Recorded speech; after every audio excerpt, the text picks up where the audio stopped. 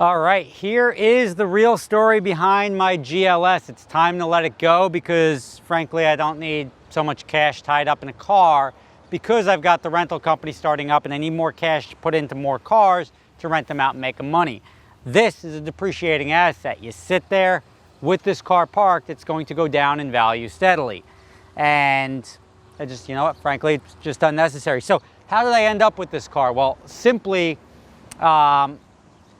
we ordered it through the company, and the company has to hold the title for 6 months. The company owed me money, so they were paying me with the car and the payments and everything like that. And they were just every month they were debiting it. Then they fired me, and then we had this car, but they owed me a lot of money. So they're like, all right, pay off the car. And I said, give me the money you owe me. And this car ended up being parked for a year where I could have continued to drive it, but I didn't know what they were going to do with it. So since it was registered to them, I put it in my garage and just left it there. And for a year, we went back and forth, not really because we had other matters to attend to, but this was always like sort of floating on the side there. And what ended up happening was the bank wanted the car paid off of their fleet line for whatever reason. I won't get into that. And they said, well, we don't have that car. This guy does. And they're like, hey, they want this car paid off.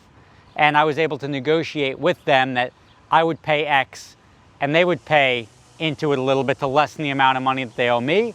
And the bank would send me the title directly. And they did. That worked out very well. I have the car now, but now I have a car that I never really wanted to begin with. It was a car that legitimately, like, Shavam's buddy ordered, and we did it as a favor.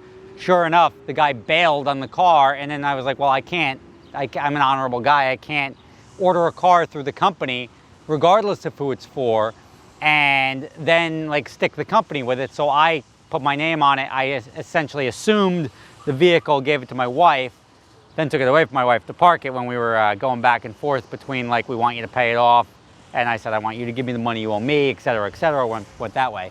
But it was now time to get rid of the car. Nice car, clean car, 2017, only 13,000 miles on it, and since it's been sitting for a year, the mileage is actually very low.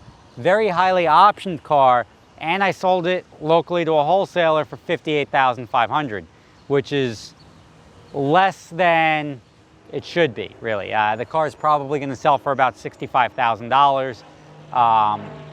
It's actually a dealership that's buying this from me. But to hold out and wait for that additional money, hold for plane, to hold out and wait for that additional money wouldn't have made a lot of sense, because waiting for that additional money would have cost me probably more in time and effort than it would be for me to, instead of get $58,500, to get, say, $62,000, $63,000 if I got that. So just to get rid of it, get the cash today, get my money back in my pocket to now put into other cars for the rental company I just started, that was the wise move. Now, how much did this truck end up costing me? Jim's gonna say it's an SUV. I just call it a truck. That's just the way it is.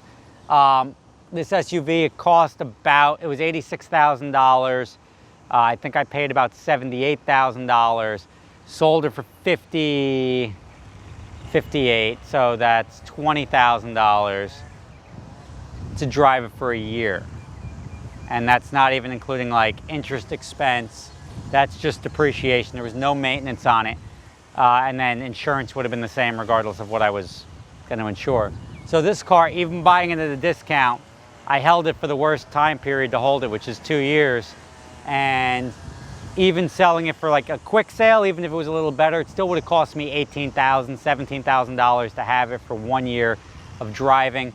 But at least I get this chapter closed and behind me.